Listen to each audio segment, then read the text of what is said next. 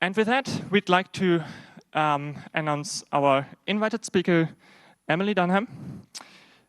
She's a DevOps engineer at Mozilla and has been doing a bunch of Rust development over the last couple of years.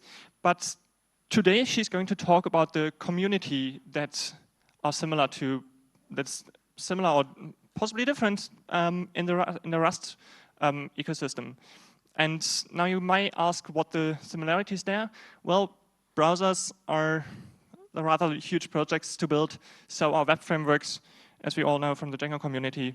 And yeah, I guess we're going to learn a lot of things from what the Rust community does around community. Yeah. Thank you, Emily.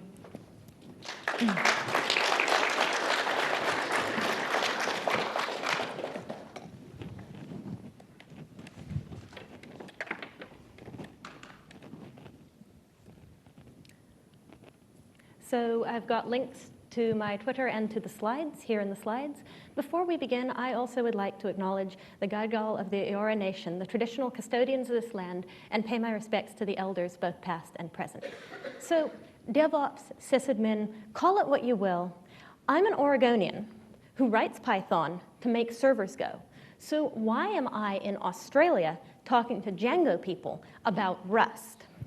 I last touched Django about a decade ago at a point in the project where the less like a newspaper you were, the harder it was to use. And all I'll say about that is the project I was on had nothing in common with newspapers.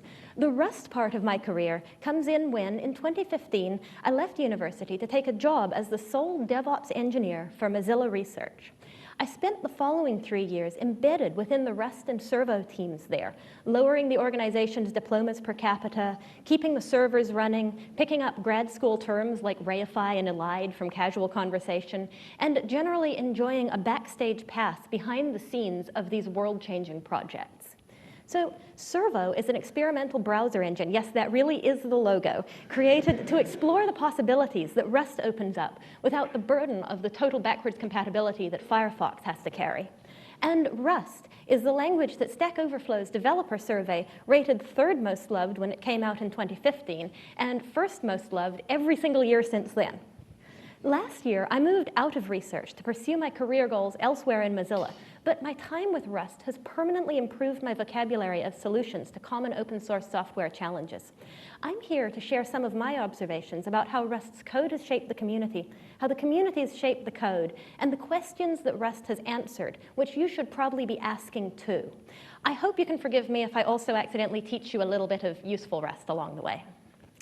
So Rust's original author, Graydon, began work on the language's foundations around 2010. His motivation was the difficulties that he and his colleagues faced when developing Mozilla's Gecko browser engine in C++.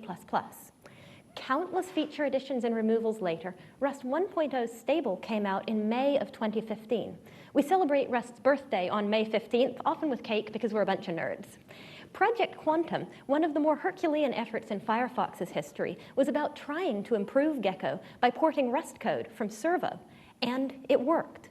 Firefox has shipped with Rust components since 2017, so if you're viewing your Django site in Firefox, you're probably running some Rust without even realizing it.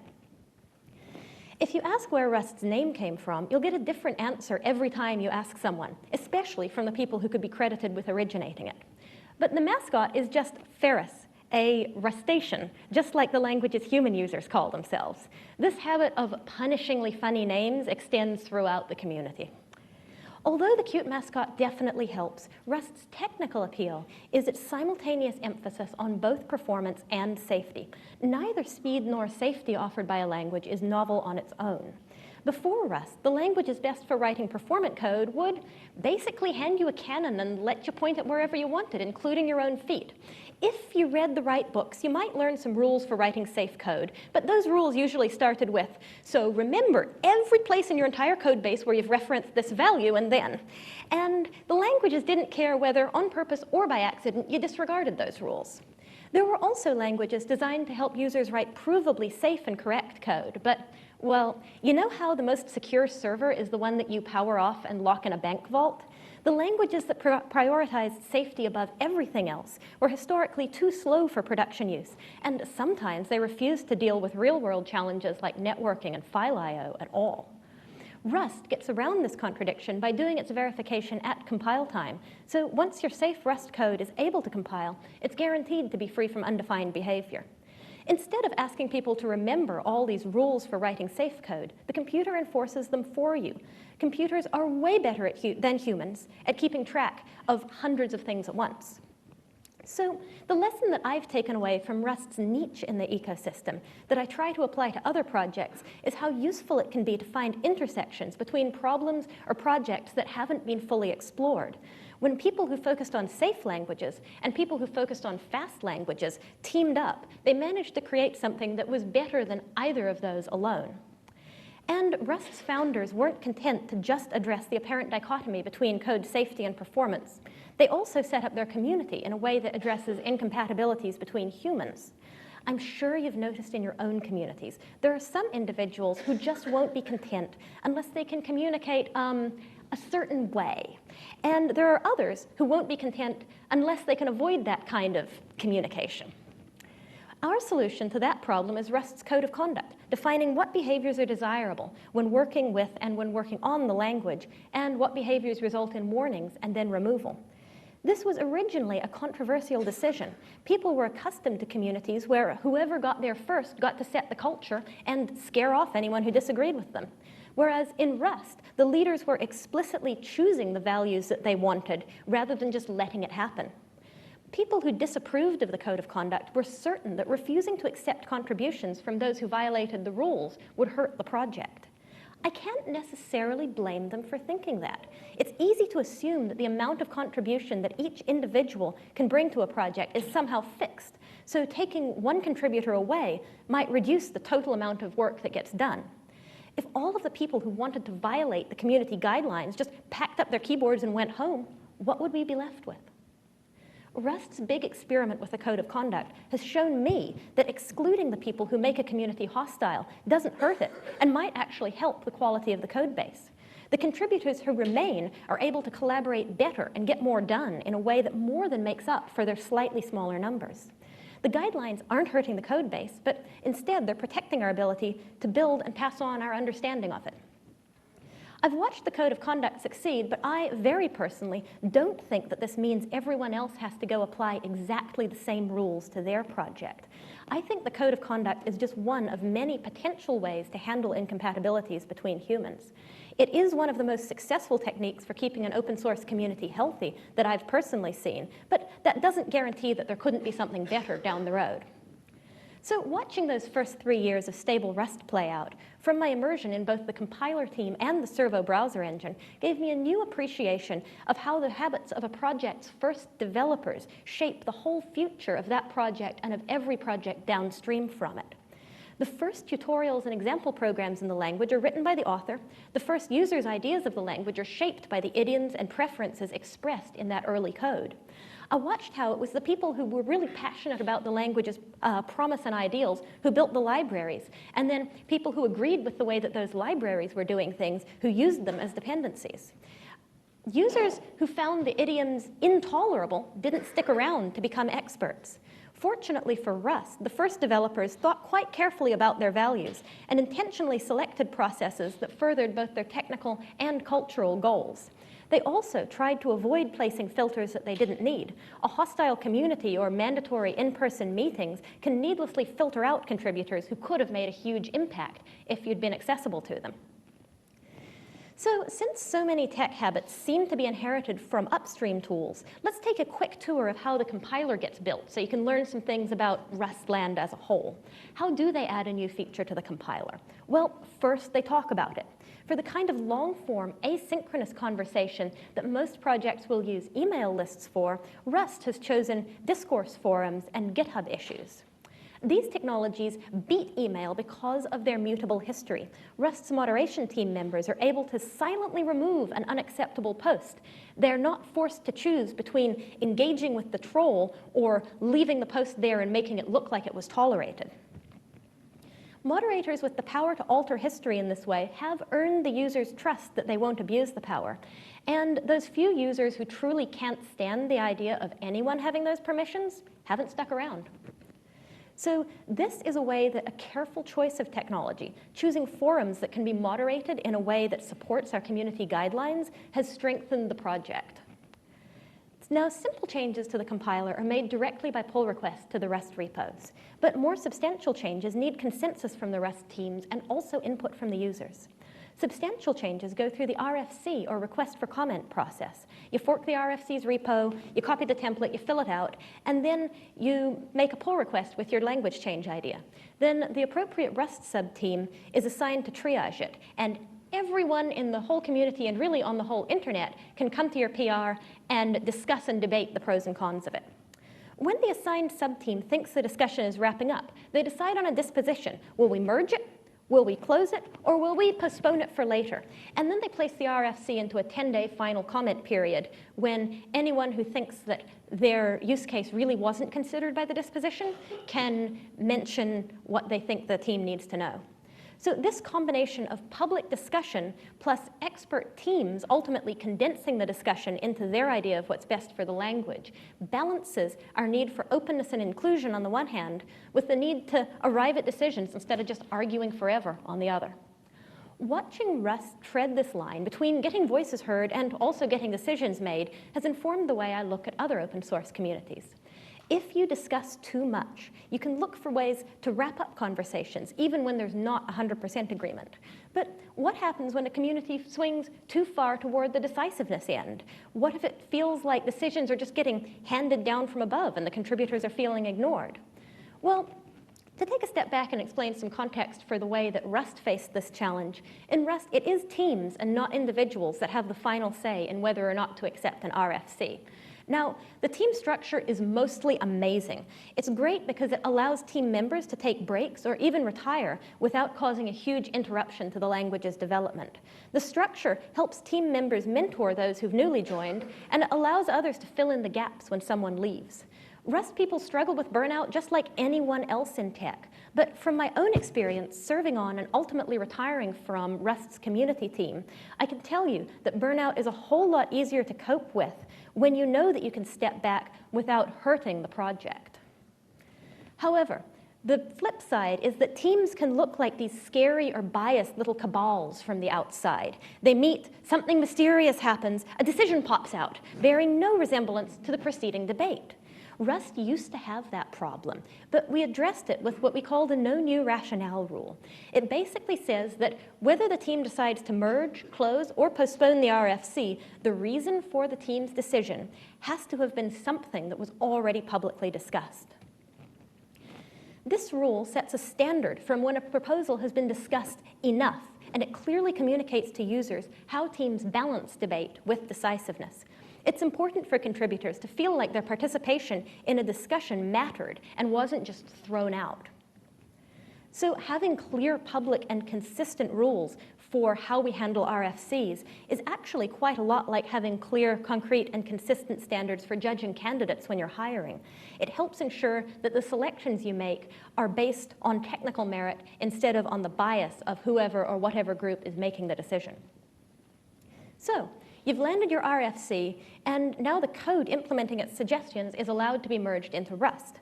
All of the code that comes into the compiler does so through pull requests on GitHub.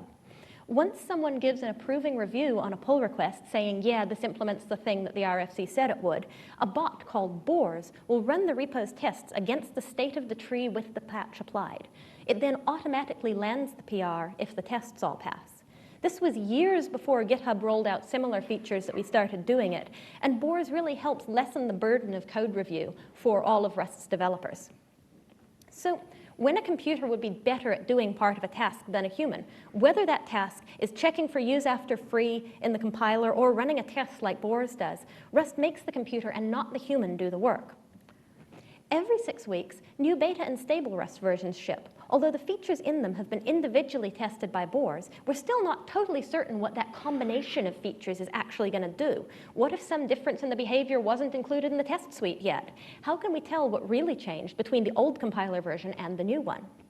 Rust answers that question through a computational brute force approach. A tool called Crater discovers all the Rust code it can find on crates.io, the Rust package registry. It takes each package in turn, it compiles that crate, with the old compiler, and it records the output that the old toolchain gives when it compiles that crate. Then it takes the same crate again, compiles that same crate with the new compiler, and notes what output the new compiler yielded. Then you can diff those two outputs, and any difference at all means that some feature that people are using got changed. Sometimes the changes were intentional, but other times they were an accidental side effect of some combination of factors that we didn't have tests for. Why would you ask humans to predict the side effects of a big old change set when you could make a computer actually find those differences for you? Are humans solving any problems in your current projects that would be better addressed by just making the computer do it? So the final piece of culture from the Rust compiler's development that I've seen propagated through its projects is a certain delight in documentation. The quality of Rust's books is a point of pride for those who work on the language, and a new feature often isn't well regarded as truly finished until it's documented enough for users to start incorporating it in their own code. The cultural value of clear documentation shows up in the code, too. There are times when the compiler forces you to spell out exactly what you meant, not because it needs you to tell it, but so that you can see that later. So that's a handful of things to expect from project cultures descended from the Rust compiler. Look for familiarity with working in small teams or committees, a balance between public debate and definitive decision-making, willingness to invest in good documentation, and this enthusiasm for transferring work from humans to machines wherever possible. These values can get diluted by other constraints as they're passed along into libraries and then into projects using those libraries, but they're always there if you look for them. I think it's worth looking around your own projects as well to spot the ways in which upstream developers influenced your culture. Maybe it's in a positive way by demonstrating the benefits of some technique that you use extensively, or maybe it's in a negative way because their choices deterred contributors who held some conflicting ideal to the languages. So, we're using this great process to build a language, but what is the language itself good for? Rust might be a good choice for your project if you need a fast and memory-safe language and you're using an LLVM-supported architecture. Rust's ability to compile efficient code is built on the work that the LLVM, or low-level virtual machine, authors have put in. The Rust compiler emits an intermediate representation, which LLVM transforms into an executable for the target platform that you're building your code for. By cooperating rather than competing with the LLVM ecosystem, both projects win. Rust gets the benefits of LLVM's work and years of testing and support for obscure platforms, and LLVM gets bug reports and fixes from people who are using features of it more aggressively than anyone has ever used before. And that's not even touching on the time and the energy that we've saved by not trying to write a project like LLVM again from scratch. So, if you start looking for a Rust version to install, you'll find that you have this smorgasbord of choices. Would you like stable, beta, or nightly, regular Rust, or the 2018 edition flavor? For a language that tries to be easy to use, why are they confusing you with all these choices right from the start? Well, every project sees different kinds of users through its life cycle because a brand new project has totally different benefits to offer to its users than something that's made it to enterprise scale. At first, the users that you get are early adopters. They're the people with the time and initiative to play with any old brand new technology that strikes their fancy, just because it's fun to make the computer do what they say. And then, as your project grows, the first adventurers make useful and impressive things, and those attract just regular users who are looking for a reliable tool with some certain feature that they need.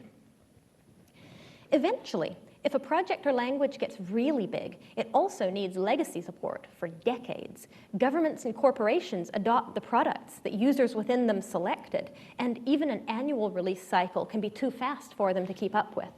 With all of those different sets of needs in play, which group is the one that gets what they want?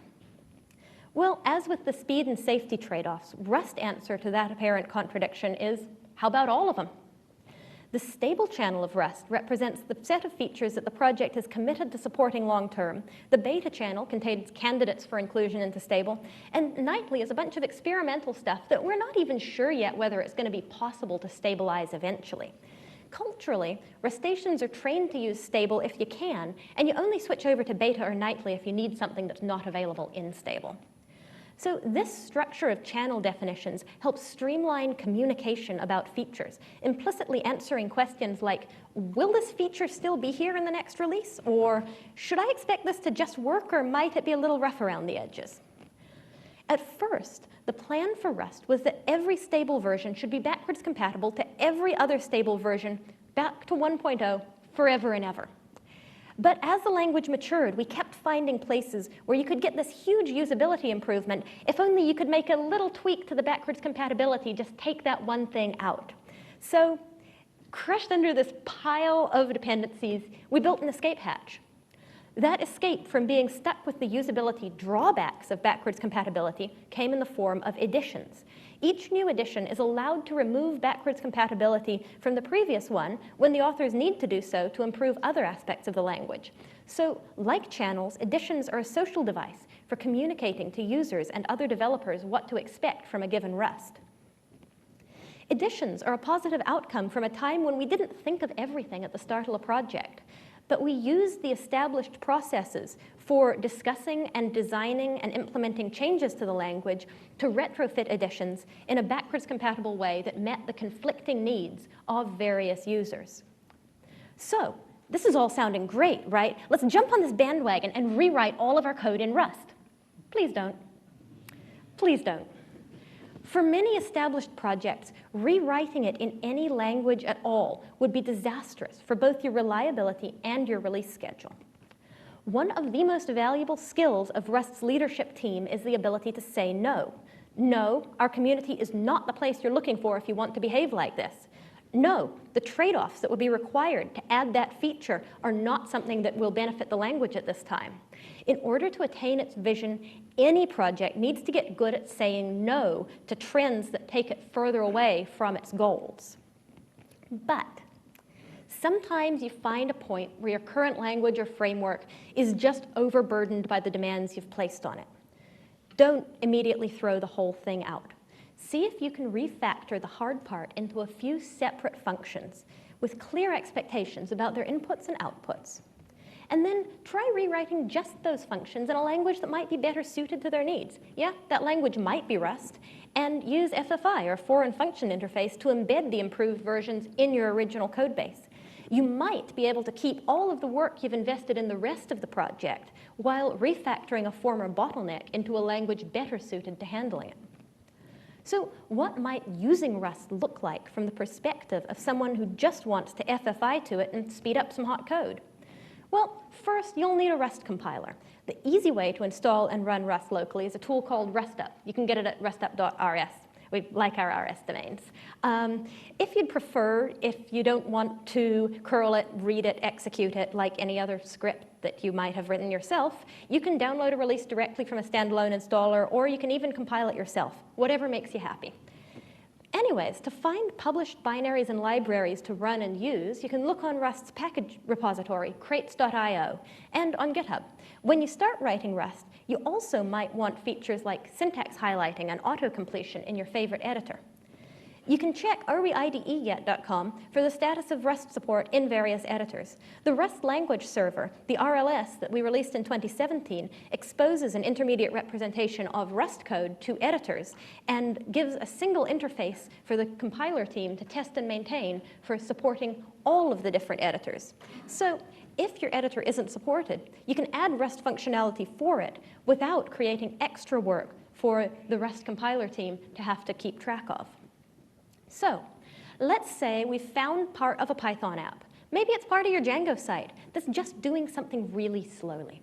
I've contrived an example, so just pretend with me that we're doing a site for people who are into numerology, and we're going to find their lucky digit by summing up all of the digits of all of the integers up to some big number to get the lucky digit for that number. You can get all of the code. I'm going to show you a little bit of code. It's not too scary. It's in a big font. From GitHub right there, if you'd rather read it on your screen than on mine. So I invented this problem because it can force your CPU to meditate for a rather long time on rather large numbers, while also yielding an output that we can check for correctness by hand on the small numbers. So I've written this little numerology thing in Python. Sum.py has some code that does the thing that our imaginary website would. How is it going to perform on large inputs? I wrote a little script, it's timer.py in the repo, that compares the time before and after the code runs. Not super precise. Turns out it doesn't need to be. Here's a graph that's going to confirm your intuition. When the inputs get big, the times get bad. The inputs get bigger, the times get badder with no end in sight. If you're really good at math, you might be able to change what algorithm you're using to find a better one instead of this naive solution. But let's say that this is a problem that we can't just math our way out of. So if we're seeing performance like this, what can we do about it? Well, we've already done the first step, where we factor out the hot code, the difficult or the slow bits, the heavy lifting that the primary language isn't handling so well, into its own couple of functions. Next, let's try writing that exact same pair of functions in Rust. Let's see if the compiler optimizations are better at math than I am. They totally are. So here we have our Python from before on the left, and some equivalent Rust code on the right. They look almost identical. There are a few places where Rust demands that you state explicitly what you meant, and Python is happy to let you take a guess and figures it'll be close enough. But on the whole, it's a familiar structure with familiar control flow. I'll bet you can look at this Rust code and tell me what it does, just about as well as you could explain to me that same Python. One of Rust's big differences from Python is that white spaces only matter to separate tokens. Scopes enclosed by curly braces and semicolons terminating expressions serve the purpose for which Python uses spaces or tabs and new lines. This irrelevance of white space makes it possible to format Rust code in an almost unbounded number of ways. But most of these ways are almost impossible to read. When you want to write idiomatic Rust, use the tools Rust format, spelt like that, and Clippy. Rust format will format your code for you into standard indentation, and Clippy is actually helpful. We're just like that about names. Clippy will suggest other improvements. What else are you going to name a tool that suggests fixes for you? By using opinionated tools to standardize this bike-sheddy stuff like how are we going to format our code, we have more human brain power left over to do the interesting parts, like worrying about the actual logic. I know that in Python that decision has been made for you, but maybe you have an analogous debate where you can just pick a solution that's tolerable to everyone, automate that solution, and then move on to whatever it was that you were avoiding by arguing about those details. So to help the compiler enforce the safety promises that it makes, our Rust functions have type signatures at their starts. These say, for instance, I will take an input of the name something and the type U64, that's an unsigned 64-bit int.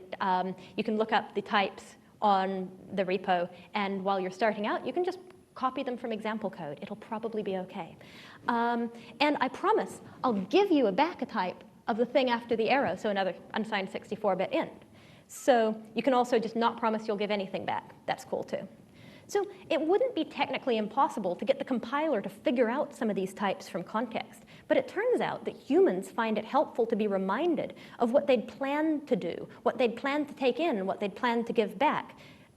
So just because it's possible to automate some task doesn't mean it would necessarily make life easier. Forcing people to write down what they meant rather than just guessing what they meant from what they said is one of the best ways to catch accidental mismatches between what the programmer intended and what they actually wrote. So Rust's first biggest difference from Python, of course, is that Rust code containing undefined behavior cannot be compiled. No matter how sure the author was that their code was right, the compiler steadfastly refuses to emit any part of a finished program until the whole thing passes all of its checks. I've personally noticed a level of humility in expert Rust programmers that's rarely matched in other language communities. I think maybe being told no by the compiler dozens or even hundreds of times a day when they were sure they were right changes a bit of their certainty about their own perspectives. So you'll see here that I introduced a bug there. I didn't tell it that I wanted that value to be able to be changed, and then I tried to change it, and it's like, hey, you didn't, you might have wanted to make that mutable. So don't be afraid of Rust's errors if you're playing with it. We really want them to help you, and if you find an error that does mislead you, that is a bug. So On the one hand, this perfectionism rearranges the development process from write it, then run it, to debug it, to more like write it, then debug it, then rewrite it, then debug it, then research what's going on, and then debug it, and then swear at it a bit, and then debug it, and then maybe cry, and then debug it, and then you finally run it. But once your code does compile, you know that it's free from undefined behavior. You know that if you promised you'd give a certain type back from a function, there is no path through that function that would yield any other type. So, pretty cool. We've got the same code in Rust that we had in Python. What comes next? Do we have to rewrite the whole rest of the app in Rust to take advantage of the speedups? You know the answer here. No. Most established languages, Python included, do have foreign function interface that's meant for calling C code, kind of like how you'd call any other function. So we're going to fib to the interpreter just a little bit, but it's going to be OK. In our Python code, we're going to say, hey, I have the C dynamically linked library for you. So we're going to import CDLL from C types. We're going to load the library that we wrote, and then we're going to call the function from within the library. So the boilerplate up at the start, I inherited it from Alex Crichton's FFI examples repo, and I think that it probably makes the names right so that this works on Mac or Windows. I don't personally run either of those systems, so I've only tested it on Linux. But this is all that we will need in Python to load the Rust once we get the Rust ready. Now, on the Rust side, there are a couple of extra steps that we're going to make just to make sure that Rust emits a binary that looks like a C DLL to the rest of the world. I've done them here.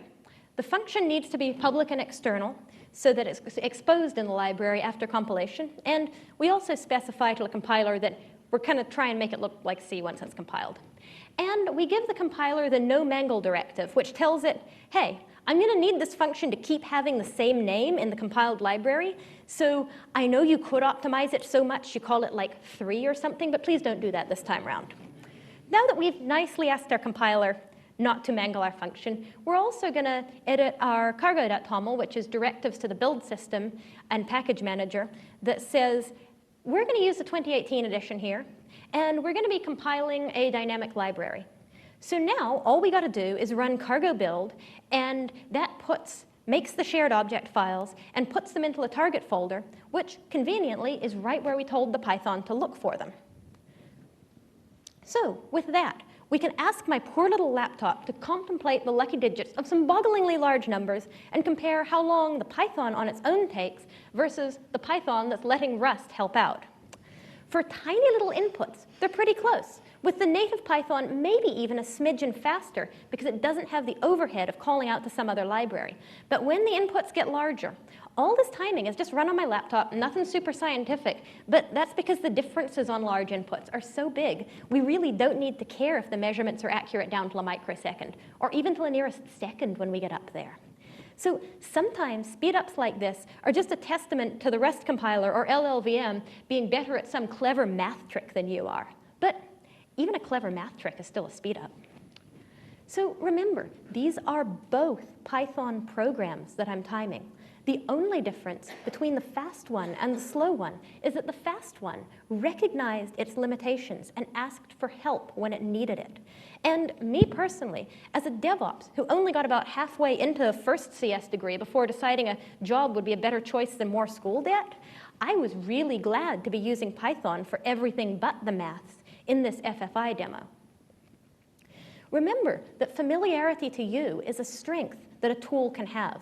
If you can personally build things better and faster with your favorite tool than with something else, that tool is better for you. And any language, any tool is going to sound great when you focus on the challenges that it's solved well rather than those that it's still figuring out, Rust included. We've toured a variety of Rust's technical and social implementations that address the interface between software and humanity today. And like Rust, your language and project cannot be everything for everyone. Your answers to these questions will be different from Rust's answers, but a lot of the questions might very well be the same. So I hope that throughout the rest of this conference, we can continue the conversation about how to combine the strengths that different technologies have to offer. Thank you.